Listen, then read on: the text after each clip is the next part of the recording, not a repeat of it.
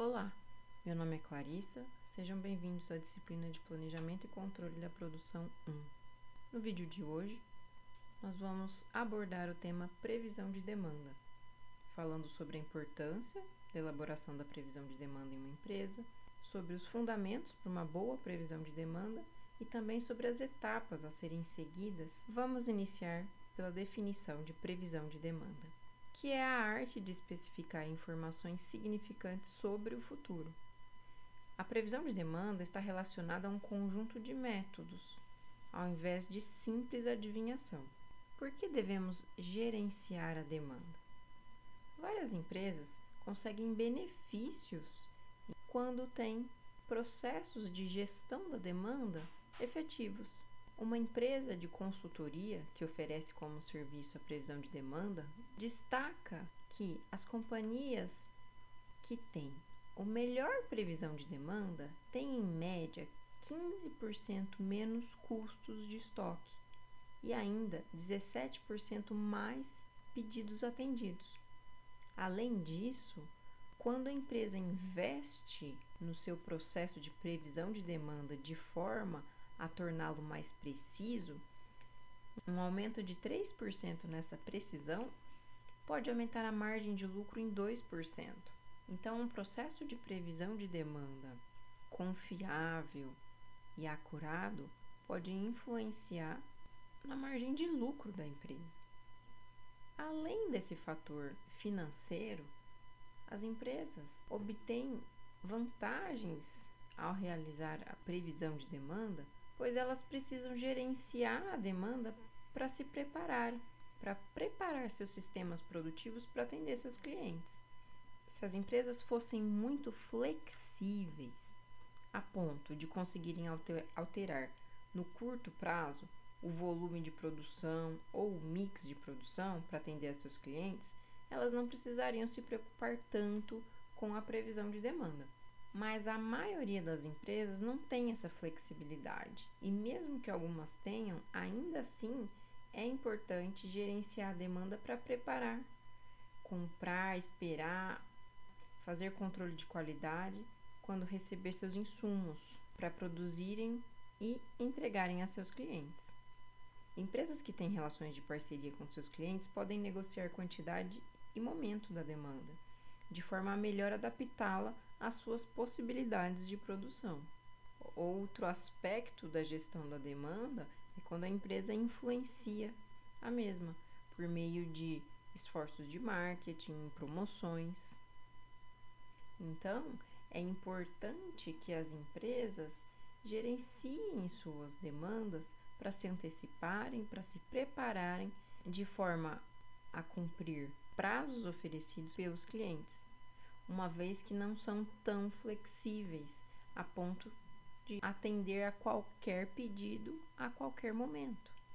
Um aspecto que deveremos considerar quando falamos de previsão de demanda é que o horizonte do planejamento da produção, por exemplo, ele varia do curto ao longo prazo.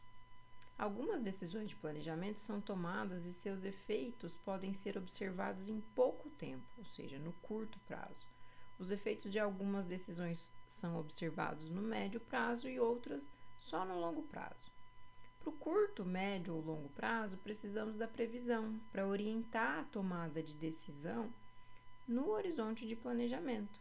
Quando falamos do longo prazo, a previsão de demanda auxilia o PCP na tomada de decisões do tipo planejamento de novas instalações, introdução ou lançamento de novos produtos, investimento em máquinas, contratações.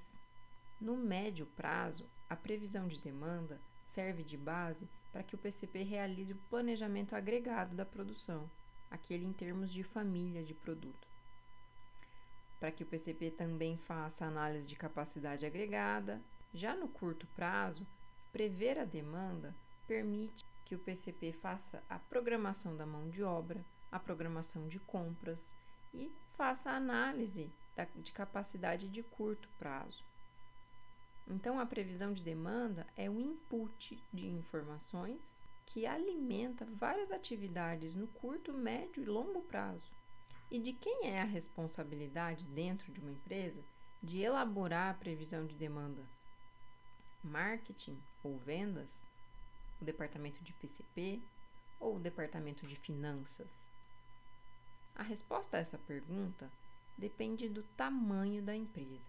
Em pequenas empresas, é natural que não exista uma divisão departamental, então um mesmo funcionário pode ser atribuído de várias atividades de diferentes áreas. Em grandes empresas separadas por departamentos, onde eu tenho um departamento de vendas ou marketing, de compras, de PCP, de finanças, a previsão de demanda pode ser feita de forma colaborativa entre esses diferentes departamentos. Este seria um cenário ideal, pois há a visão e participação de diferentes perspectivas sobre a mesma atividade. Já faz tempo que a tecnologia contribui para a previsão de demanda. Existem vários pacotes computacionais, softwares, que tornam as previsões muito mais fáceis hoje do que eram há algumas décadas atrás. Porém, não basta apenas utilizarmos pacotes de softwares para a realização da previsão de demanda. Isso não é suficiente para garantir bons resultados. É necessário claro entendimento dos princípios que embasam a previsão. É preciso conhecer a teoria por trás do software. É preciso ter análise crítica se aquele software está trazendo uma resposta coerente ou não. É preciso experiência na área de atuação.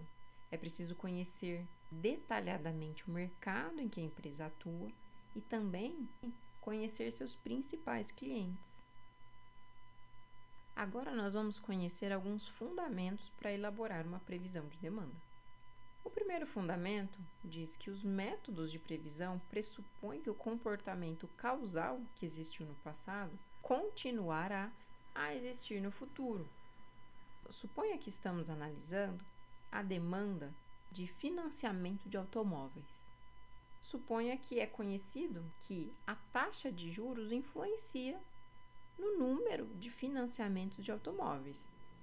Sabemos que quanto menor a taxa de juros, mais financiamentos desse produto podem ocorrer. Então, existe um comportamento causal entre a taxa de juros e a demanda por financiamento de automóveis. Para o gestor que realiza a gestão de demanda do financiamento de automóveis, ele precisa considerar e sempre avaliar se esse fator causal, ou seja, a taxa de juros, continua influenciando a demanda do financiamento de automóveis. Ou seja, ele precisa sempre estar atento às mudanças, a possíveis mudanças nas suposições originais da sua previsão. Supondo que em algum momento a taxa de juros deixe de influenciar a demanda de automóveis ou o financiamento de automóveis, o modelo original de previsão de demanda precisa ser alterado, precisa ser revisto e avaliar se existe outro fator causal que contribui para o aumento ou para a redução do número de financiamento de veículos. O segundo mandamento diz que os erros das previsões não devem desestimular a utilização das previsões de demanda. Existem erros no processo de previsão de duas naturezas. O primeiro seria o ruído, que se refere à própria aleatoriedade do mercado. A demanda é uma variável aleatória. Nunca saberemos exatamente quanto iremos vender. Mas existem também os erros do método de previsão e da escolha dos parâmetros. Esse erro, sim, deve ser minimizado e devemos escolher o método adequado e os parâmetros adequados a esse método. É importante destacar que, em relação ao ruído, todos os concorrentes estão sujeitos a esse mesmo erro. Então, o diferencial de uma empresa que elabora uma boa previsão de demanda está em reduzir os erros do método de previsão e da escolha dos parâmetros. Aí sim, com essa redução de erros, eu tenho um processo de previsão de demanda mais acurado e posso até ter uma vantagem em relação aos meus concorrentes. O terceiro mandamento diz que as previsões agregadas são mais precisas do que as previsões elaboradas para itens individuais. Vamos analisar um exemplo. Suponha uma lanchonete que venda vários tipos de sanduíche: quarteirão com queijo, Big Mac, hambúrguer, cheeseburger, filé de peixe, McChicken. Aqui nós temos a previsão para um determinado mês, feita há um tempo atrás, há 1 ano e meio. Temos um total de 19.000 sanduíches em um mês. Quando nós avaliamos as vendas efetivas, nós temos um total de 19.388 sanduíches vendidos. Quando comparamos esse valor total com a previsão, que é de 19.000, a variação é de apenas 2%, ou seja, foi feita uma previsão onde esperava-se que a lanchonete vendesse 19.000 sanduíches, o tempo passou, as vendas ocorreram e foram contabilizados ao final do mês 19.388 sanduíches. Essa variação é de apenas 2%, ou seja, não é um erro muito grande. Agora, quando nós avaliamos a quantidade individual de cada sanduíche, esse erro não é tão pequeno. Vamos observar como exemplo o sanduíche quarteirão com queijo. A previsão era de 2.500 unidades, mas foram vendidas 1.930. O McChicken, por exemplo, a previsão era de 1.800 unidades, mas somente 1.050 foram vendidos, um erro de 41,7%. Quando realizamos a média dos erros das previsões por sanduíche, nós temos o valor de 20,7%.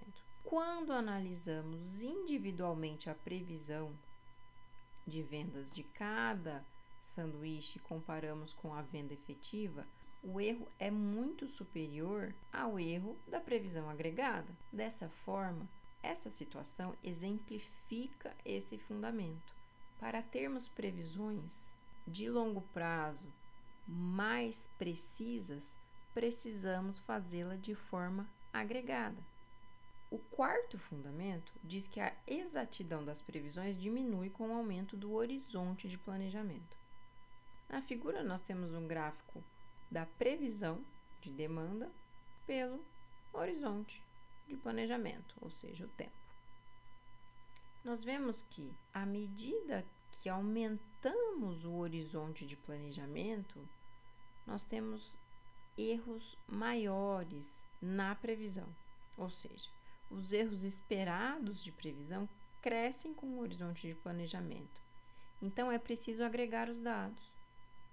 Quando queremos tomar decisões de longo prazo, precisamos realizar previsões de demanda de forma agregada, pois as incertezas no longo prazo são maiores daquelas no médio, que são maiores do que as incertezas no curto prazo.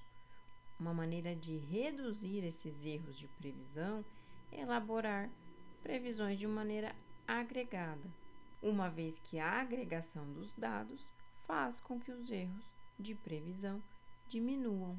É importante destacar que organizações mais flexíveis para atenderem prazos menores têm o benefício de previsões mais exatas. Se eu consigo ser flexível a ponto de ser rápido nas alterações e atender os pedidos dos clientes, essas empresas têm o benefício de poder fazer previsões no mais curto prazo e, portanto, têm o benefício de previsões mais exatas, uma vez que, de acordo com o fundamento 4, a exatidão das previsões diminui com o aumento do horizonte de planejamento. O quinto fundamento diz que um bom sistema de previsão reage a variações verdadeiras e ignora variações aleatórias. Ou seja, é preciso diferenciar ou desconsiderar períodos atípicos no processo de análise para se projetar cenários futuros.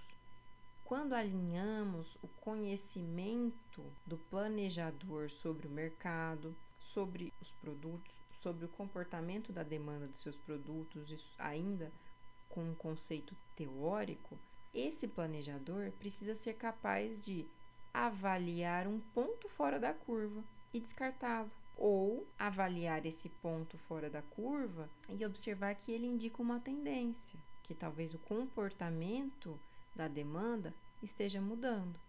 Essa análise crítica deve ser feita pelo planejador. O sexto fundamento diz que a previsão deve ser coerente em relação ao horizonte de tempo considerado. Ou seja, não se deve perder tempo em detalhes de PCP com previsões de longo prazo. O sétimo fundamento diz que a confiabilidade do sistema de previsão é fundamental.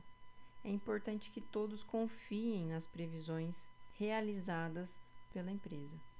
E essa confiança pode ser demonstrada pela consistência das informações, ou seja, eu consigo comprovar que um modelo de previsão ele é confiável à medida que eu mostro dados históricos de que esse modelo tem acertado, ou melhor, de que esse modelo tem errado pouco.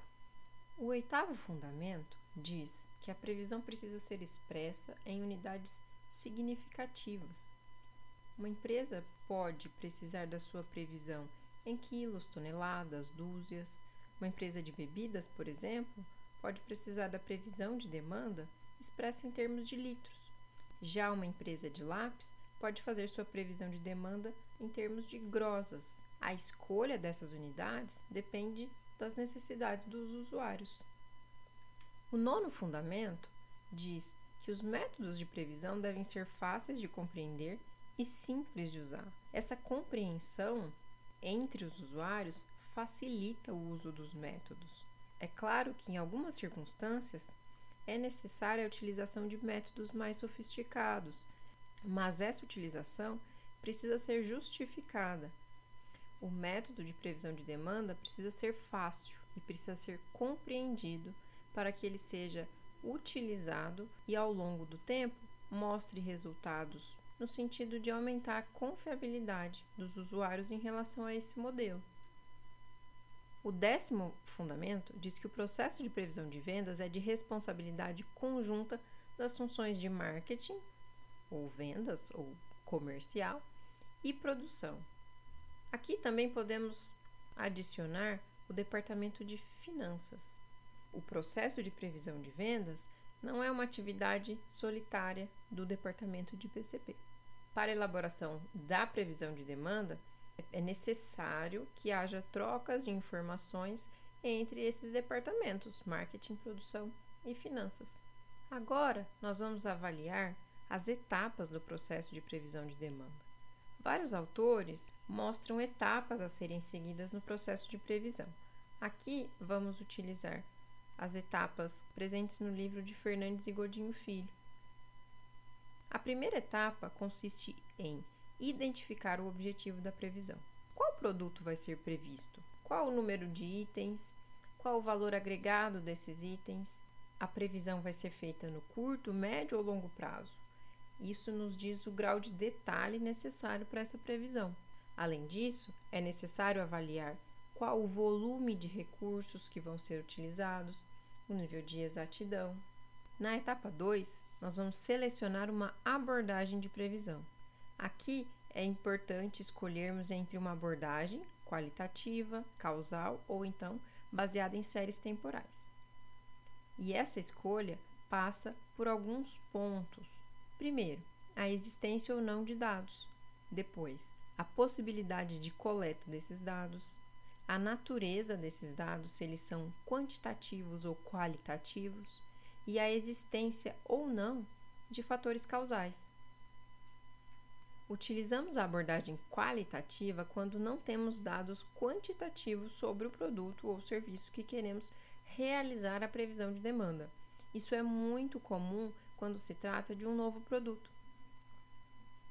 A abordagem causal é utilizada quando existem dados e esses possuem fatores causais, ou seja, existe um fator que influencia os dados de uma maneira conhecida e pode, portanto, auxiliar na previsão. Já a abordagem baseada em séries temporais é utilizada quando existem dados quantitativos e eu não tenho um fator causal, ou seja, eu não consigo explicar a demanda de um determinado produto por meio de um único fator.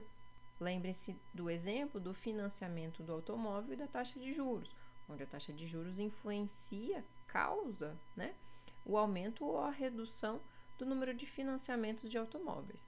Quando não existe um fator causal, a ponto de eu utilizar uma abordagem causal, eu posso avaliar o comportamento dos dados ao longo do tempo. Nessa segunda etapa, podemos seguir um fluxograma para a escolha da abordagem de previsão. Então, definimos os objetivos da previsão e avaliamos: os dados estão disponíveis? Se não, é possível coletá-los? Se não for possível coletá-los, utilizamos uma abordagem qualitativa. Se for possível coletar esses dados, analisaremos se esses dados são quantitativos ou não. Se esses dados não são quantitativos, eu volto para a abordagem qualitativa. Se é possível coletar dados quantitativos, aí eu vou avaliar: existem fatores causais? Um fator causal é um fator que influencia os dados de uma maneira conhecida e que então pode auxiliar na previsão de demanda. Um outro exemplo é a demanda de pneus é causada pelo número de carros produzidos. Dessa forma, conhecendo o número de carros produzidos, eu posso conhecer o número de pneus a serem produzidos. Então, existe um fator causal. Caso não exista um fator causal, aí eu entro na abordagem baseada em séries temporais. Eu vou avaliar o comportamento dos dados, ou seja, um histórico de vendas, em relação ao tempo e conhecer como eles se comportam. O resultado do processo de análise de dados é entender o processo que causa a demanda. A etapa 3 consiste em selecionar os métodos de previsão e estimar os parâmetros. Aqui temos exemplos de métodos relativos a cada uma das abordagens. Então, na abordagem qualitativa, podemos utilizar consenso do comitê executivo, analogia histórica, pesquisa de mercado, de clientes, de equipe de vendas, o método Delphi e análise de cenários.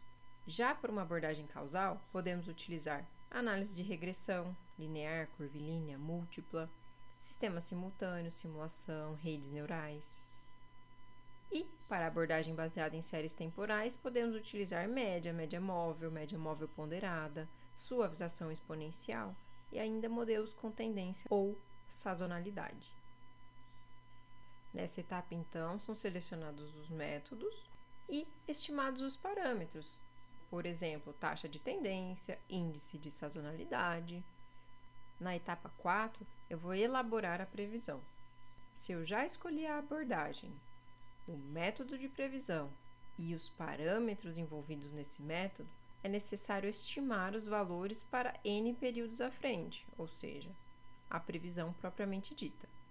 A etapa 5 consiste em monitorar, interpretar e atualizar a previsão de demanda. O monitoramento visa identificar se a previsão está sob controle, se os erros são baixos e se não apresentam viés. Caso os erros estejam baixos e eu não identifico um viés na previsão, essa previsão está sob controle. E aí eu preciso atualizar o modelo com o último valor real disponível e realizar uma análise gerencial, ou seja, verificar resultados de promoções, propagandas, aumento de preços. Se o resultado do monitoramento me diz que os erros estão altos e pode ser que exista um viés nessa previsão, eu considero essa previsão fora do controle. Dessa maneira, eu preciso verificar os erros de estimação e de parâmetros e substituir o modelo ou até mesmo a abordagem empregada nessa previsão de demanda. Agora, vamos falar sobre a abordagem qualitativa, que tem um caráter subjetivo, uma vez que se baseia no julgamento de tomadores de decisão. Esses tomadores de decisão têm suas experiências pessoais, valores, intuição, conhecem o mercado com a sua perspectiva. E nessa abordagem, o julgamento desses tomadores de decisão é essencial. Utilizamos a abordagem qualitativa quando não temos dados históricos disponíveis, ou os únicos dados que temos são de natureza qualitativa, Conhece-se, por exemplo, a intenção de um mercado ou uma tendência do mercado em comprar determinado produto, em se interessar por um determinado produto, mas não se sabe ao certo o volume de vendas realizado no passado. Muitas vezes porque estamos tratando de novos produtos que ainda não foram inseridos no mercado, portanto não temos um histórico de vendas. Como vimos, dentro da abordagem qualitativa é possível utilizar vários métodos. Vamos analisar a seguir alguns desses métodos. O método consenso do comitê executivo consiste em utilizar o ponto de vista de vários departamentos que vão se reunir para realizar a previsão. Podemos reunir marketing, operações, PCP, finanças. Ele constitui um compromisso entre as áreas da empresa. Quando reunimos diversos departamentos, temos diferentes perspectivas e isso diminui tendência que estariam presentes caso essa previsão fosse elaborada por um único indivíduo de um único departamento. No método Delphi, a previsão é realizada com base na opinião de um conjunto de especialistas. Esses especialistas podem até mesmo ser pessoas fora da organização. Os especialistas respondem questões a respeito de previsões, fornecendo as razões para suas respostas. Esses resultados são analisados e outras perguntas são feitas refletindo os resultados do turno anterior. Então, eu recebo os questionários, trato esses dados, os resultados são analisados e novas perguntas são feitas refletindo os resultados da primeira rodada. Repete-se isso até que se chegue a um consenso. Então, para aplicar o método Delphi, que é constituído de rodadas, eu faço um questionário para um conjunto de especialistas, que podem ser de diversas áreas ou não, podem ser dentro da empresa ou não. O quanto mais diverso esse grupo, melhor. Recebo essas respostas, trato esses dados e mostro para eles o resultado da primeira rodada. Eu posso inserir esses resultados num segundo questionário, de forma a avaliar se ele realmente concorda com o resultado que foi dado pela maioria, por exemplo. Então, são feitas várias rodadas até que se chegue a um consenso. O método de analogia histórica consiste em basear a previsão de um novo produto no histórico de vendas de um produto similar. Esse método é útil para a elaboração de previsão de novos produtos. Dessa forma, como não temos um histórico de vendas, podemos analisar o histórico de vendas de um produto da mesma família, por exemplo, e podemos avaliar como era o comportamento de vendas desse produto lá no início do seu ciclo de vida, ou seja, na introdução do produto ao mercado. Como os produtos são similares, é esperado que esse novo produto se comporte como outro produto já existente no mercado. O método da pesquisa de mercado consiste em testar hipóteses sobre o mercado por meio de entrevistas a uma amostra do mercado. Ele envolve várias técnicas estatísticas para analisar esses resultados. Precisamos fazer uso de técnicas estatísticas, pois estamos tratando de uma amostra do mercado. Então, estamos tratando de um número grande de pessoas respondendo a esses testes, seja por meio escrito ou verbalmente. Daí a importância da estatística para a análise desses resultados. O método da pesquisa de mercado ele é utilizado para previsões de longo prazo e também para novos produtos. O método da pesquisa de clientes é uma particularidade do método da pesquisa de mercado. Aqui, a previsão é baseada nas informações individuais de todos os clientes que a empresa possui e também dos clientes potenciais dessa empresa. Então, a pesquisa que iríamos fazer para uma amostra do mercado, ela é direcionada a um conjunto de clientes ou todos os clientes da empresa e eventuais clientes que possam se interessar por um produto ou serviço. O método da pesquisa da equipe de vendas é similar ao método da pesquisa de mercado e ao método da pesquisa de clientes. Aqui, a previsão é baseada nas estimativas dos vendedores individuais. Esse método é adequado para empresas que vendem diretamente ao cliente e tenho um bom sistema de comunicação.